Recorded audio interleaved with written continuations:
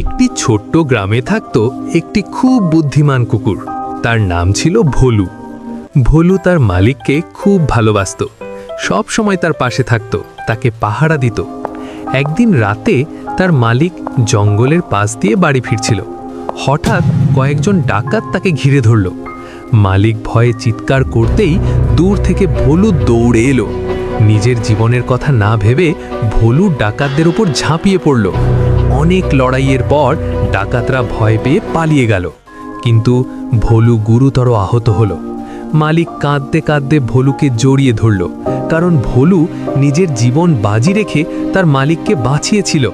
সেই দিন থেকে সবাই বলতো, সত্যিকারের ভালোবাসা কুকুরের মতোই হয়। ভোলুর এই ভালোবাসা তোমার কেমন লাগলো? কমেন্টে অবশ্যই জানাও। তুমি হলে কি এমন বন্ধুর জন্য নিজের জীবন বাজি রাখতে পারতে? আর এমনই হৃদয় ছোঁয়া গল্প প্রতিদিন দেখতে চাইলে এখনই চ্যানেলটা সাবস্ক্রাইব করো আর পাশে থাকা বেল আইকনটা অন করে দাও, কারণ এমন ভালোবাসার গল্প তুমি মিস করতে চাইবে না।